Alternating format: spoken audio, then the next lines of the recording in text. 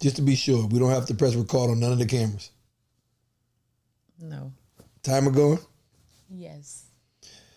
What about, is it red where the clocks are? Absolutely. What about for the mics? Yes. What about the camera? How my face look for the tizoo? Awesome. Well, let's get it started. Welcome to the Corey Webster Experience. I am C. Webb, Corey Webster. I will be your host. We're going to have a beautiful, lovely queen voice that you're going to hear with some dialogue as well. But welcome to the show. If you haven't already, you know what we need you to do. Like, subscribe, turn on the notification bell, and chime in. Don't forget to get in the comments, provide your perspective on any of the commentary that you might hear today. So we're going to jump right into it. What's up, Queen? Hi. A young lady told me the other day, you know you're from Louisiana when you sing whatever you say, your words.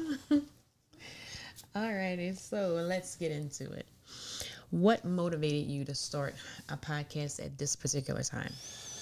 Well, I think, to be truly honest, I don't think podcasting or content creating is going to go anywhere for the foreseeable future. Just to be honest, I think it's never too late to start anything, right? I think, especially if you're going to do something positive, do the right things, there's always, a thumbs up to start.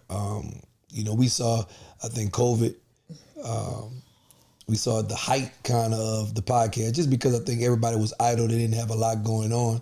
So everybody, started content creating. They had time to sit down and, dig into their inner self. I think I did that, but I wanted to unplug a little bit. I'm from an era where I know what it's like to be without, social media, the internet. And so that's what I did throughout that time, just to try to, get a better understanding of who I was and what I've been through and learn more about myself. So in doing that, I really discovered that I was very successful at things that was outside of my comfort zone. And I wanted to time in. I think hey, you done had all these experience God have blessed you with. And it's still people that's, coming behind me that's trying to do the same thing, student athletes, young men, husbands, brothers, the whole nine. So I wanted to provide them a platform where they can, use my experience, also have tangible things that they can hang their hat on when it comes to dialoguing, when it comes to speaking, when it comes to living their life and, having morals, values, and principles that's aligned with, none other than the Most High. And I want to be an example of that for them. So I want to provide that village as far as social media content creating, because I didn't see that everywhere. It's few, but I don't see a lot of it. So I think I got a unique perspective. I think I come from a unique place. I think my perspective, my experience is very unique. So I want to share that with the world. Gotcha. Okay. How has podcasting changed recently that influenced your decision to launch? Well, I thought just from a perspective of I don't do nothing else because everybody's doing it. I don't just jump in the line and because it's a lane for it that I just get out there and do it. It has to be a calling from, something deeper, something greater than just me. Playing in New York, the media capital of the world, I could have dived into podcasting or media, but I wanted to make sure that I was 10 toes down and I knew who I was as a person. So when I put out my perspective, it couldn't be, misconstrued, or you couldn't twist my words, or that I wasn't ready to have, I don't want to call it a debate, but just a conversation or a dialogue with anybody. So today I see a lot of podcasting, and like I say, I like to unplug a lot, but I see a lot of podcasting really, I guess, interview people from the perspective of entertainment, of clickbaits, of subscription, of how can I get the most views. And that's cool if that's your lane and that's where you want to go. But I felt that, when I look on or look for anything in life, and if it's not there, I want to provide that for it, right? So I didn't see some of the perspective that I was looking for in podcasting. A lot of the stories are very entertaining, but I want our young men, our young women to be able to say, all right, I learned this. I want it to be informative. I got this from the podcast, and now I can apply it to my life in a positive way. I really do, and I strongly feel this. A lot of the podcast and a lot of the content is misconstruing and leading our kids on the wrong path, because I think there's a lot of young, impressionable minds out there that's following along these podcasts and these individuals that we call influencers. And I think those influencers are not being responsible with the content that they're putting out, and they're leading our babies, our future generations down the wrong path. So I'm like, nah, we can't let that happen, because a lot of us have these conversations away from the camera, like, hey man, you see so-and-so, and not really judging or talking about it, just how wild it is, or how it would be something that we wouldn't do, but a lot of the individuals that come from the profession that we came from, or from the walks of life that we came from, they're, so to speak, glorifying those images and putting this out, and we're not saying nothing about it. So I think silence is the new violence going forward right now. All right, that's awesome. In what ways do you believe your podcast can resonate with listeners navigating in today's challenges? First of all, I want everybody else to be subjective, and I want them to chime in as well. You know what I mean? They may not agree with everything that I say, but it's okay for us to have a dialogue on it, and it's okay for us to disagree, right? Because we all come from different walks of life. So I want them to understand that it's not just my way or the highway, right? It's just a perspective, but I want them to be respectful, just like I would, be respectful in giving my thoughts and my opinions. This is just my thoughts and my opinions, my perspective. So I want people to learn from my experiences. So with that being said, these are most of the things that I've been through. So you're going to be able to find out first person, especially if it's a kid, especially if it's a person that wants to be student athlete, is working to be a better man, a better individual, a better human being. You're going to learn something. You're going to be able to take something from my process to be able to add to your process. And that's a guarantee. And I'm not just saying that to be bragging or boasting, but I'm just saying I'm living in a way that I'm a God-fearing person. I'm a person that's accountable to my mistakes, my errors, and I want you to be able to learn from them so you don't have to make the same errors. I'm not into judging you, because I know at a time that, I didn't know. I was ignorant of certain things, and I made decisions based off of my ignorance, and that didn't lead me down the right path. So I'm not condemning the young generation. I think it's cool for them to do the things that they're doing, but I also think it's great for the OGs or the older generation to be able to help them, navigate this thing we call life. Okay. How do you plan to adapt the content of your podcast to keep it relevant in a rapidly changing world?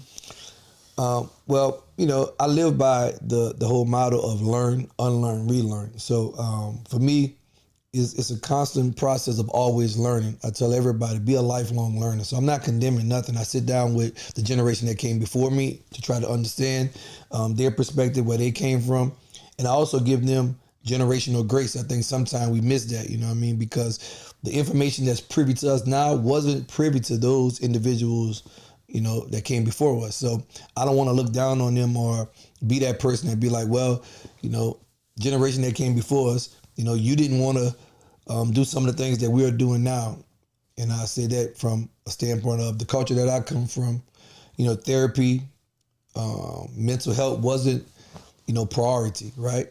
So that's not for me to, shine a bad spot on them that came before us, because they didn't have those things that's privy to us. Whether it's education, they didn't have the education that was privy to us. I sit down with a lot of individuals that only have a middle school education, not because they didn't want to have, high school or, a college education, but because that was all that was afforded of them at the time. So that's not for me to look down, since I have more education, that I'm smarter than you. That's not necessarily the thing. So I think it's important for our generation to have generational grace on the generation that came before us, knowing that they did the best with what they had. But also, now that we have the generation coming behind us, and we're kind of like the middle sibling, the middle brother, the middle sister,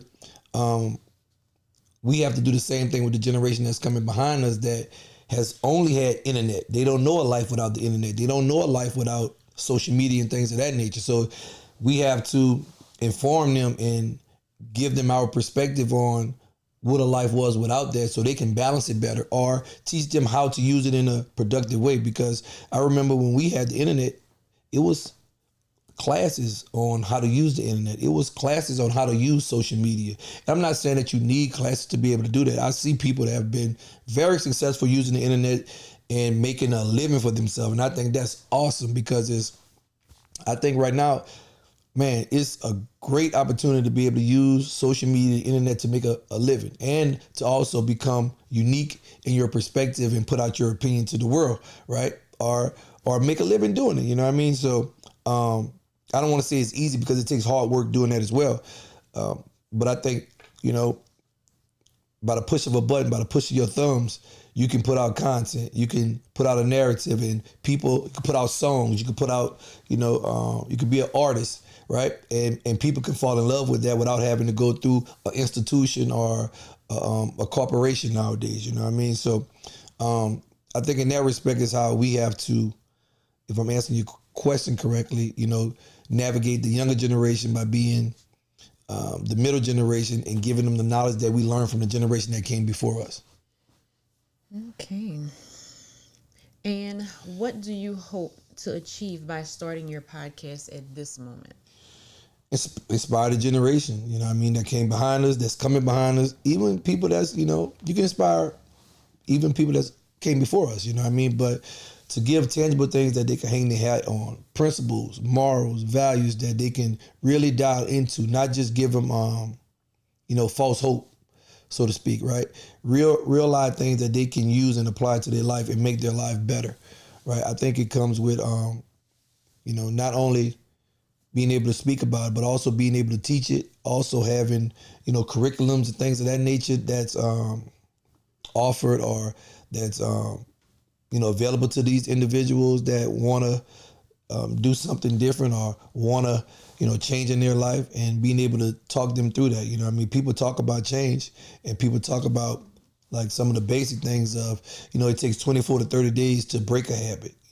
It takes 24 to 30 days to create a new habit, but they don't go through the 5, steps of change. It's different levels and layers to it. It's not only just breaking a habit or replacing the habit with a new habit. It's a lot to change, And I want to be a person that can be the example of it because I went through it, not just because I'm, talking down on you or just talking at you. I want to be able to show you that I understand because I once was there. I'm an example of, change. I'm an example of a person that didn't know and did the research so I can find out. And I think that's what they're going to get from, hearing us dialogue and the different individuals that, I check in with or that I bring into dialogue with them. I think they're going to be able to take something from us and not just entertainment based, but an informative piece that they can live on. Awesome. All right. So let's shift gears. All right. There is a big game coming up. Most definitely. Yes. So a lot of fans are definitely looking forward to this game this Sunday, Super Bowl Sunday. Yeah, you see I got the jersey and everything sitting there. This, the patches, it's a little patchwork. I don't know where I got this jersey from, though. I'll be lying to you. But with you saying that, the different patches I have on here, everybody knows that's the Super Bowl patch. That's the NY for New York Giants. But more importantly, we have some of those guys that was a part of that village that's no longer with us. So, we always want to send, prayers and our thoughts with their family and friends. We have Marcus Paul, who was a strength and conditioning coach for the New York Giants. He also was strength and conditioning coach later with the Dallas Cowboys. We have Tyler Stash. He's a Cardinal Stash. He played safety for the Giants doing this run. And we had, who we had? Mitch Petrus. Play offensive line. He wore number 62. So, those guys are no longer with us. So, we always want to shout them out. But, it's a big weekend. You know what I mean? Super Bowl Sunday is right around the corner. And it's actually in our home state, Louisiana. So it's going to be busy down there. We pray for everybody to be safe and sound. New Orleans made some major upgrades, right? The city looking good. The city looking bright. Alrighty. So with that being said, with the Super Bowl patch That was Super Bowl 42 on that I one. think it was Super Bowl 46. Yeah, I've been a part of two of them. Right. Not to, no bragging or boast. I'm just, blessed, highly favored. But this is 46. Alrighty, so let's discuss. With your experience from Super Bowl 42, that was your first. Take us Super Bowl what? 42. Yes, ma'am. Yes, ma'am. Yes, ma'am. I see what I see. Okay. Take us back. What was a memorable moment from Super Bowl 42 for you? Obviously, besides the win, but Yeah, just the whole overall process, right? Because it's a lot goes into preparation when it comes to the Super Bowl, right? Because if I'm not mistaken, you get 2 weeks to prepare for it. You get a week at your home facility to prepare for it, and then you get another week out there wherever the site is, right? The site being New Orleans this year, but I think when we did Super Bowl 42, the site was, I think, Arizona, if I'm not mistaken. it was. Phoenix. So, going out to, the stuff that happens at home, that's just, preparation as usual. But getting family, friends, getting all of your belongings and things of that nature, packing for the week that you're going to be out there is a process because you want to familiarize yourself with your routine. And the team, I think, that can keep the routine as simple and as normal as possible, meaning normal to the routine that they had been having that year, I think is the team that can ultimately have success. And the team that's uncomfortable in that situation, more than likely, they will be uncomfortable in that game. But with the two teams that we have playing in now, they both have been there. It's a kind of a rematch of two Super Bowls ago. I forgot what number, Super Bowl 46. 56. If I'm not mistaken. It's the rematch of 56, if I'm not mistaken. Come on, stats. Fact checker. I think it's a rematch. Yeah, they played 2 years ago where Kansas City, beat Jalen Hurts. So not Jalen Hurts, the Eagles, but Jalen Hurts obviously was the quarterback. But I think both of these teams have experience and they understand the preparation because they have, played in it recently. Obviously, Kansas City Chiefs have been in the Super Bowl, I think, 5 of the last 6 years, right? So we can say they have more experience, but each team is new, so it presents different challenges. Everybody hasn't been there. Now, the players that have been there can speed up those individuals and get them acclimated and accustomed to how each individual team does it. But I think these teams here have, both have the experience that they need in order to go out there and be very successful. So it's going to be whatever team that can keep the week as normal as possible to how they have been preparing. What I mean by that,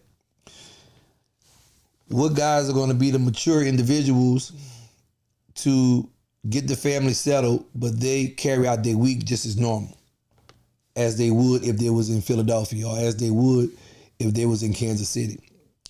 What guys are going to treat this like, oh man, this is a vacation. We playing at a neutral site. We're going to go out and see New Orleans. Those guys are going to be in for a rude awakening. You know what I mean? The guys that can understand that this is a business trip and that we are here to do one job and one job only, and understand that this is only a game. This is important because it's the next game on the schedule. Those will be the guys that will be more successful, and things will just be as business as usual. But it's fun, Don't forget to have fun, because if you don't have fun, what are you doing it for? You know what I'm saying? Like, hey, it's all business, but have fun throughout your process and enjoy the journey as well. Are you rooting for any particular team that's in the Super Bowl this Sunday? Rooting? I don't know if I'll be rooting for any team. The Eagles are in the NFC East, which is the division that I only played in. So I like to say that at the time, the NFC East was the toughest division to play in. So obviously they played the Washington Commanders to get there. So two teams at the top of it. We're not one of those teams now, that's a little strange, and I have to get adjusted to that. But I do have some ties to some individuals on the team that I want to see be successful and do well. Defensive coordinator for the Kansas City Chiefs, Coach Spagnuolo. He actually won Super Bowl 42 with me. Coach Dave Merritt, he won Super Bowl 42 and 46. You know, we worked together. So, you know, anytime you've been in the trenches with guys, you know, blood, sweat, and tears you didn't share, you always want to see those guys do well, you know. I think, if I'm not mistaken, Coach Spags will be going for maybe his fourth or fifth Super Bowl. And Coach Dave Merritt might be going for he got one more than Coach Spags, because Coach Spags left and he didn't get 42 with us. So if he's going for his fourth or fifth, then Coach Dave Merritt is going for his fifth or sixth. I can't remember. So I want to see those guys do well. And I always want to see individuals do well that's from Louisiana that I felt like, whether they know it or not, or whether we know it or not, we had a imprint on it. So we got Reed from Dutchtown, went to Stanford. Eric Reed, younger brother.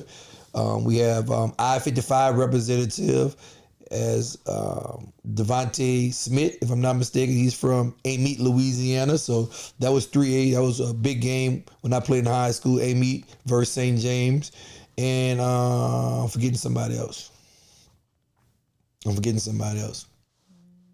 don't want to lie. And I just think that, I had the chance over the last few years to meet and talk to Saquon Barkley, you know what I mean? So he was very, very respectful and, nice to my family, my kids, as well as I think he's a good gentleman, a nice young man. So you always want to see individuals that are nice and wholesome, do well. Not to say I don't want to see anybody else do bad, but I've met them. I haven't met everybody, you know. And I like Jalen's story, right? Jalen was a guy that looked like, we have some similarities when it comes to, he played under Nick Saban, I played under Nick Saban. So I understand the high expectations and demands of a leader of his caliber. And I think that he's a true testament to how you should lead, whether you should never lead from the back. You should always lead from the front. And he was in positions to, where his character was tested, his integrity was tested, and he stood up like a man in all those situations, at Alabama, at, Oklahoma, making it to the Super Bowl, and, the questions that he was asked, how he handled those questions. You always want to see those individuals do well. And on Patrick Mahomes' side, he has the chance to make history, right? No quarterback has ever three-peated. So, Kansas City and Patrick Mahomes will be making history, and he will be writing his legacy, cementing it, if he go out here and become victorious. So I don't know if I answered your question about who I'm rooting for, but that's my take on it. Like it or love it. Gotcha. Okay. So how do you plan on celebrating Super Bowl this Sunday? Hey, there's a coach that I looked up to, and that was a part of my life. He didn't coach at my high school, but he coached at a rival high school. And when he won championship rings, he told me he used to go to church. And he put them rings on his finger. I think he got a couple of 2 or 3 of them, but he have them on both hands. And he go to church on Super Bowl Sunday or championship Sunday. He'll pray like this and let them rings, be seen all across the church. So I'm going to definitely go to church. And I probably go there a little heavy, with some jewelry on. And when I, kneel down to pray, Michael Strahan told me he wanted them rings to be 10 tables away. So when I kneel down to pray, that's one of my rituals, I'm going to have the jewelry on. I don't wear it that often, but I'm going to have the jewelry on. I wear it. I probably have some kids that, that's in church, want to see them and things of that nature. My kids may have some sporting events going on. Life is life, and so we're going to still be doing our thing. But we probably be a little heavy moving around the city. All right. Are you looking forward to the halftime show? People always ask that because that may be a trivia question. Can you name, because I know I can't, so let me put you on the spot. Can you name any of the halftime performers from Super Bowl 42 and 46? Yes. Can you name it without cheating and Googling and looking it up? Let's see. Just go ahead and name. Go ahead. Yes, I know who performed for Super Bowl 42. That was Madonna. Madonna. Mm-hmm. Okay. I don't remember. What about 46? You remember? So Madonna performed for Super Bowl 42. That was in Arizona. I did not know that. Arizona. I had bigger fish to fry. No disrespect to Madonna. I was trying to figure it out. You know what I'm saying? I had one of the high-powered offenses that we were trying to stop. I trying to get my breath. Take my shoes off.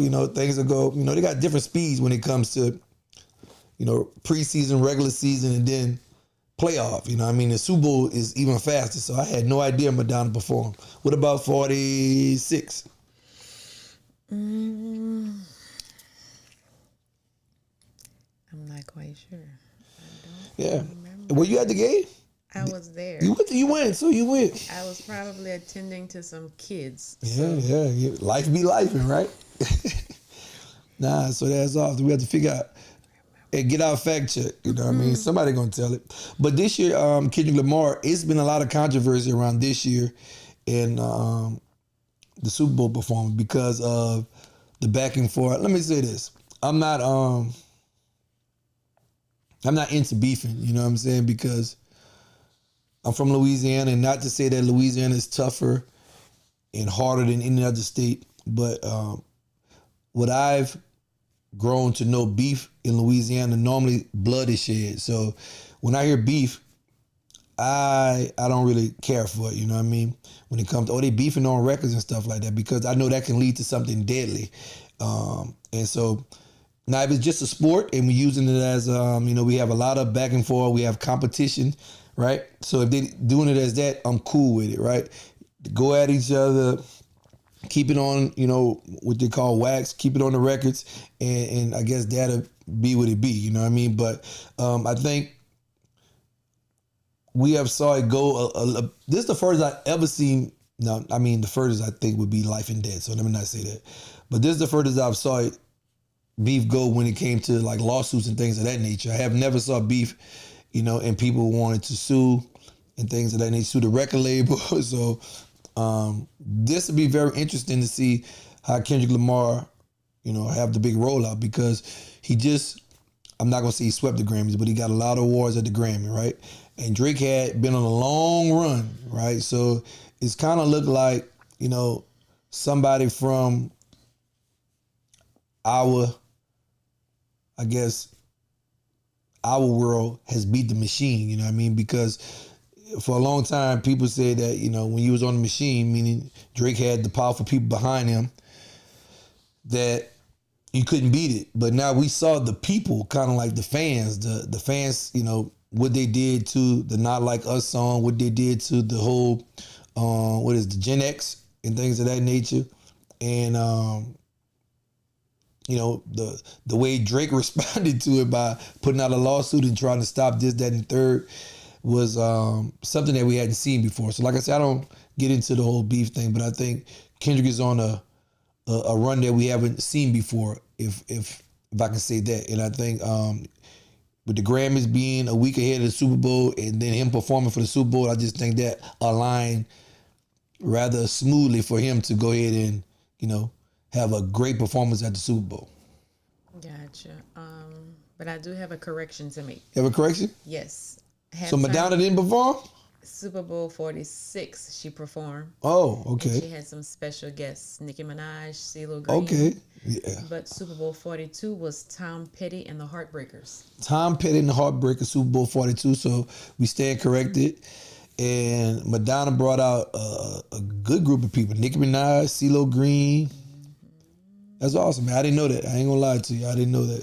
So I couldn't even tell you, hey, you know what I mean? So, like I tell you, the team that's focused on what's going on in between the lines, and while the time is running on the clock, that'll be the team that, be successful. So I had no idea, 10 plus years later, you know what I mean, that she performed. I couldn't even say, nah, you wrong, you're right. So that's awesome. Super Bowl should be fun though, you know what I mean? I think we're heading in the right direction when it comes with the sport. Now, I would like all contracts to be guaranteed and things of that nature, you know what I mean? But other than that, man, the game, I think, is still the most watched thing out there. I think football is It's one of those sports that's, competing is at the very top of it. We played a lot of games in other countries now. I think that's awesome. We're growing the game. So I just hopefully that can trickle down to the youth sports and the youth football sports, that we can be, I guess, competitive, but teach the kids how to play the game the right way. But Super Bowl, kudos to it. Kudos to it being down in New Orleans. Louisiana going, get a lot of love and I hope positive talks, after this right here. So y'all be safe if y'all moving about Super Bowl, moving about Louisiana. Be safe doing it.